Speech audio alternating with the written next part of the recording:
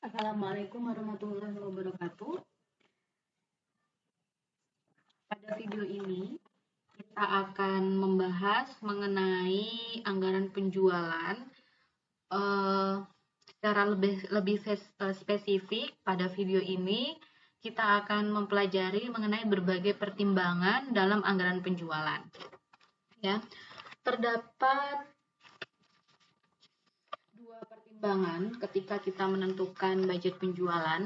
Pertama adalah pertimbangan market share, ya.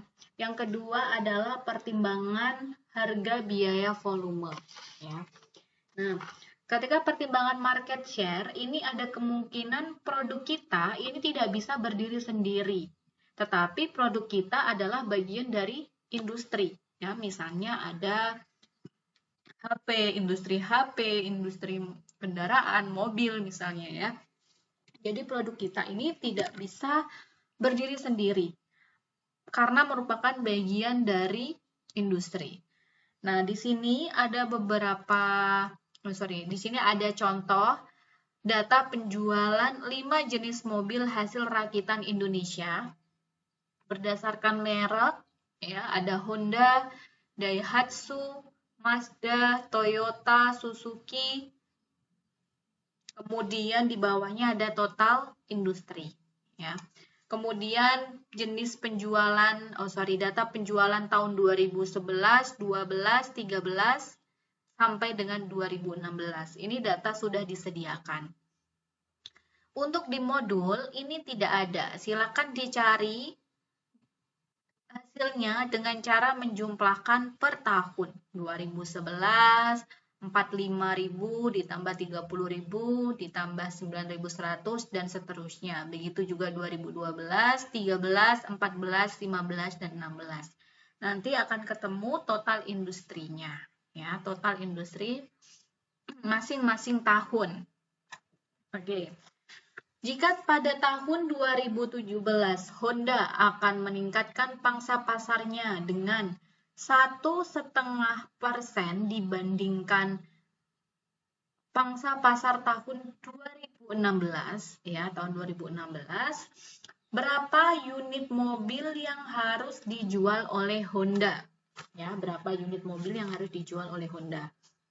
Nah, forecasting ini harus dilakukan untuk penjualan industri, ya, karena ini ada market share, ada pangsa pasarnya, ada industrinya. Caranya bagaimana? Ya, kita akan menentukan untuk menghitung pangsa pasar Honda, ya, menghitung pangsa pasar Hondanya. Kita tuliskan tahunnya terlebih dahulu, ya, untuk Honda, untuk merek Honda saja yang paling atas. Kita tuliskan tahunnya 2011 sampai 2016, kemudian penjualannya, ya. Penjualan untuk keseluruhan, ya, penjualan untuk keseluruhan industrinya 314 ini dari sini 31400, 334700, 339, ya, dimasukkan ke dalam Y atau penjualannya untuk industri, kemudian kita cari X-nya. Ini datanya apa ini?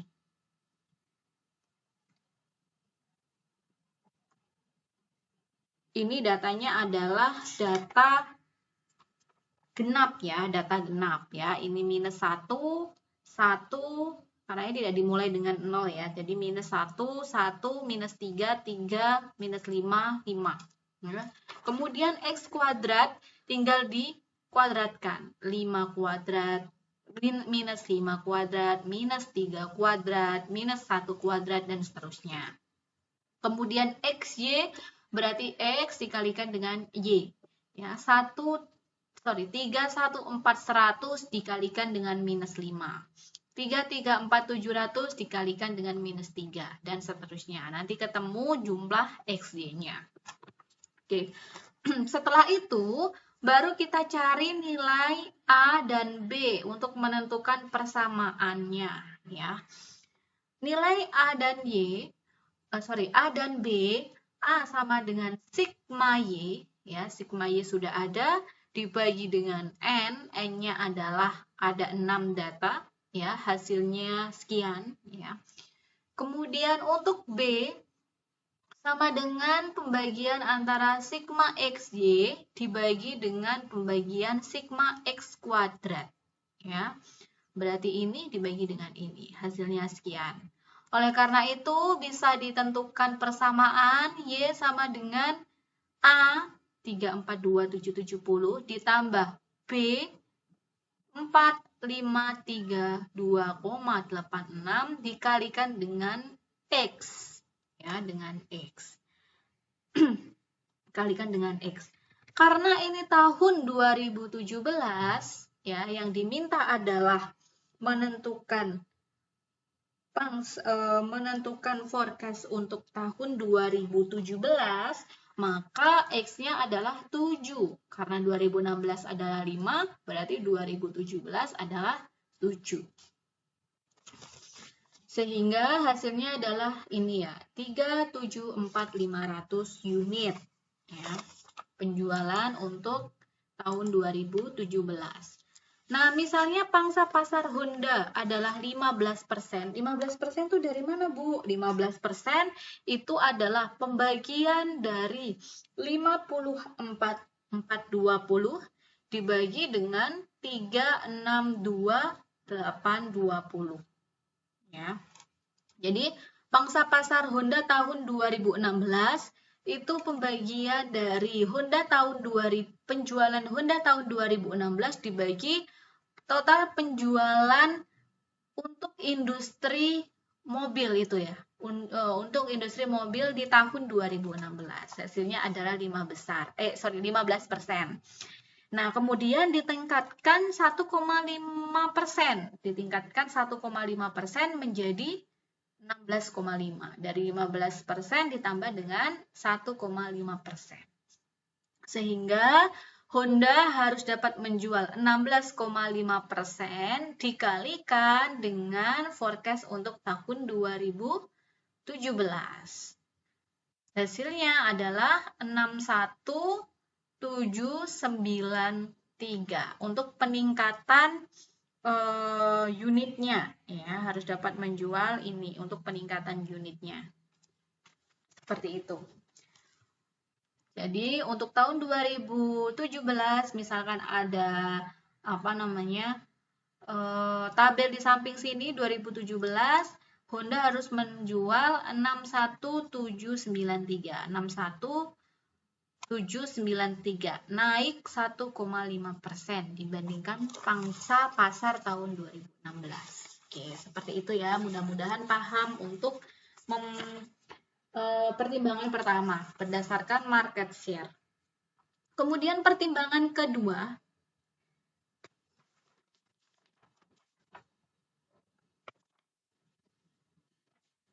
adalah pertimbangan harga biaya volume. Ini ada sebuah kasus direksi sebuah perusahaan dagang sederhana ini telah menerima usulan anggaran penjualan. Usulan masih tentatif ya. Namanya adalah tentative sales budget. Ini belum pasti budgetnya, masih usulan. Sebagai berikut. Penjualannya 2.000 unit, masing-masing unit harganya 1.750. Sehingga penjualannya tinggal dikalikan aja, 2.000 dikalikan 1.750.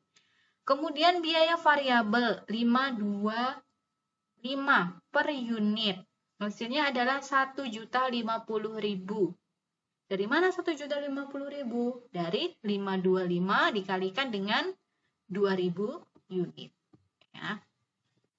Sehingga kita bisa dapatkan contribution margin atau margin kontribusi dari penjualan dikurangi dengan biaya variabel. Ya, hasilnya sekian. Kemudian ada biaya tetap 600.000, ini mengurangi margin kontribusi, sehingga kita dapatkan laba operasi. Laba operasi dari margin kontribusi dikurangi biaya tetap. Hasilnya 1.850 juta rupiah. Oke, oleh karena itu kita bisa hitung cost per unit dari biaya variabel ditambah dengan biaya tetap dibagi dengan unit ya, ini kurang ya, dibagi dengan unit. Biaya variabelnya adalah 1.050.000 ditambah dengan biaya tetapnya adalah 600.000 dibagi dengan unitnya adalah 2.000 unit. Hasilnya adalah 825 rupiah per unit untuk cost per unitnya. Oke, sampai sini semoga paham. Kemudian direksi memandang bahwa tentatif budget tersebut itu belum optimal. Nah, tentatif yang ini belum optimal. Setelah melalui diskusi yang panjang, akhirnya diperoleh 3 alternatif pemecahan sebagai berikut. Ya. Alternatif pertama, harga itu dinaikkan 10%. Ya. Harga ini dinaikkan 10%. Alternatif kedua, volume penjualan dinaikkan 10%, harga dan biaya tidak berubah. Berarti ini volumenya ini dinaikkan 10%. Ya. Namun biaya sama harganya ini tetap sama, ya, tidak berubah. Alternatif ketiga, harga dinaikkan 10%, volume dinaikkan 5% dan dengan akibat biaya tetap naik dengan senilai 65.000 rupiah. Gitu ya. Nah, kita dihadapkan setelah diskusi ini di antara 3 alternatif ini mana ya yang akan dipilih. Nah, dari 3 alternatif ini harus dihitung terlebih dahulu. Berapa sih nanti laba operasi yang akan dihasilkan ya. Alternatif pertama terlebih dahulu, harga dinaikkan 10%. Ya, berarti kita hitung 2.000 unit karena ini naik, harganya ini naik 10% dari harga sebelumnya. Jadi 1.750 ditambah 10% dikalikan 1.750 hasilnya adalah 1.925 ya, 1.925 dikalikan unitnya hasilnya sekian ya. Kemudian biaya variabelnya sama ya, 525 dikalikan dengan 2.000 unit. Kemudian bisa dihitung margin kontribusi, kemudian biaya tetapnya tidak berubah, laba operasinya kita dapat hitung ya 2.200. Oh, ternyata dari tentatif budget laba operasinya ini lebih tinggi ya. 1.850 sama 2.200 ya. Oke, tapi tunggu dulu masih ada 2 alternatif lainnya ya yang harus kita hitung ya. Alternatif kedua, volumenya dinaikkan, harga dan biaya tidak berubah. Volumenya berarti unitnya ya, unitnya yang dinaikkan. Dari 2.000 naik jadi 10%, maka hasilnya adalah 2.200 unit ya. Kemudian dikalikan harga 1.750, harganya tetap segini nih 1.750. Sehingga penjualannya sudah bisa diketahui, biaya variabelnya sama, kemudian kita bisa menghitung contribution margin dan biaya tetap. Ya, biaya tetapnya juga sama, kemudian laba operasinya sini ya. Kontribusi marginnya sudah diketahui, biaya tetapnya sama, kemudian laba operasinya bisa kita dapatkan ya, ternyata lebih tinggi dibandingkan alternatif pertama. Tapi tunggu dulu, masih ada alternatif ketiga. Barangkali alternatif ketiga laba operasi yang dihasilkan ini lebih tinggi ya. Mari kita hitung yang ketiga. Harga dinaikkan 10%, volume penjualan naik 5%, biaya tetap naik dengan 65.000 rupiah. Ya, penjualannya naik, kemudian volumenya juga naik. Jadi untuk ini volume penjualan menjadi 2.100 ya, dikalikan dengan 5%, harganya menjadi 1.950 ya. Sehingga penjualannya segini nih. Penjualannya 4.042.500. Kemudian biaya variabel. Biaya variabelnya 525 per unit ya. Berarti 525 dikalikan dengan unitnya berapa? Unitnya 2100 ya, hasilnya sekian. Margin kontribusi bisa kita dapatkan penjualan dikurangi biaya variabel. Kemudian biaya tetap naik 65.000. Awalnya berapa sih? Awalnya 600.000. Ketika naik 65.000, jadi tinggal ditambahkan aja menjadi 665.000 rupiah. Sehingga laba operasi yang didapatkan adalah 2.275.000 rupiah. Mari kita bandingkan dari ketiga alternatif ini, mana alternatif yang paling menghasilkan laba operasi paling banyak? Ya, ternyata yang alternatif ketiga. Ya, kesimpulannya harga dinaikkan 10%, volume penjualan naik 5%, biaya tetap naik dengan 65.000. Ini dipilih karena dapat menaikkan laba operasi. Ya, catatannya, hukum penawaran dan permintaan ini tidak berlaku. Dan yang kedua, biaya tetap bertambah dengan 65.000 ditunjukkan untuk menambah anggaran pemasaran. Ya, seperti itu. Nah, di paragraf selanjutnya, seandainya dalam contoh kasus di atas, Dewan Direksi tetap memutuskan untuk mempergunakan tentatif budget yang disahkan sebagai budget penjualan, masih tetap di alternatif pertama ini, ya, di tentatif budget, dan biaya tetap telah teralokasikan seluruhnya, perusahaan pada tahun ini akan mendapat pesanan dari luar negeri yang harus diserahkan pada tahun ini juga, sebesar 1.000 unit dengan harga 800 per unit. Nah, apakah pemesanan ini akan diterima atau tidak? Nah, kita harus hitung terlebih dahulu untuk memutuskan ya, atau memberi kesimpulan. Nah, kita buat tabel seperti ini. Di modul sudah ada tabelnya, volumenya. Volume untuk tentatif budget adalah 200, kemudian ada pesanan baru. Berapa pesanannya? 1.000 unit. Ya, 1.000 unit. Tentatif budgetnya adalah 2.000 unit.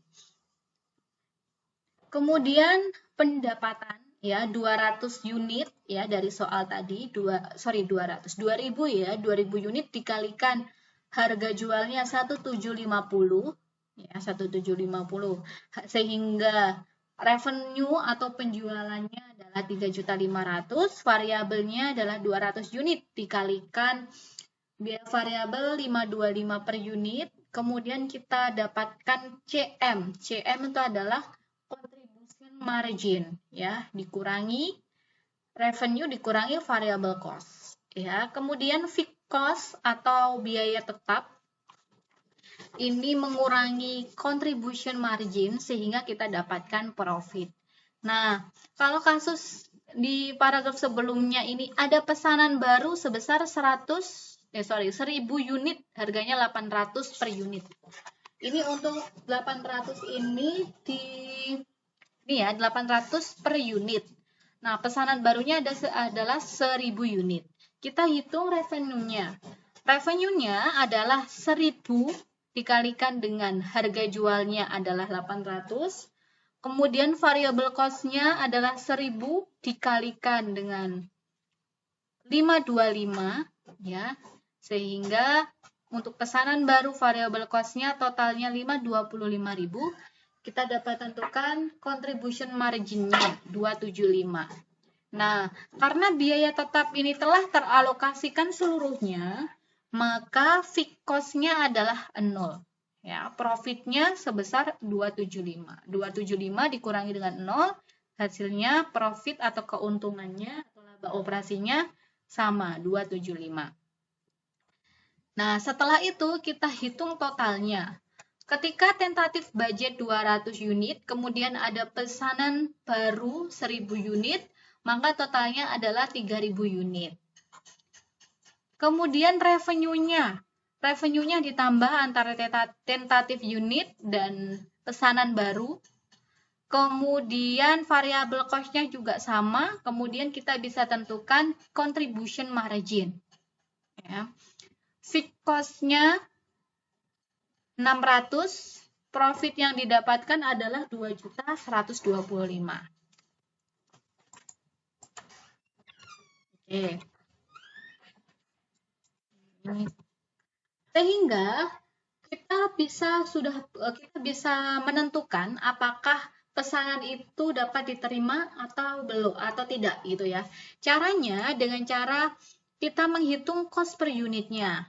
Cost per unit itu rumusnya adalah biaya variabel ditambah dengan biaya tetap dibagi dengan unit.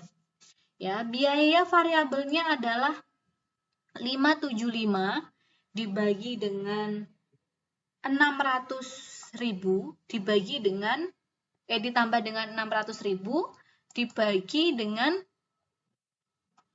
3.000 unit. Sehingga cost per unitnya senilai 725 per unit. Ya, seperti itu. Nah, kesimpulannya pesanan diterima. Kenapa diterima? Karena cost per unitnya yang dihasilkan itu lebih rendah daripada harga penawarannya, yaitu 800 rupiah. Catatannya, biaya tetap telah teralokasikan seluruhnya dan pasar pesanan baru benar-benar terpisah dari pasar reguler. Ya, seperti itu.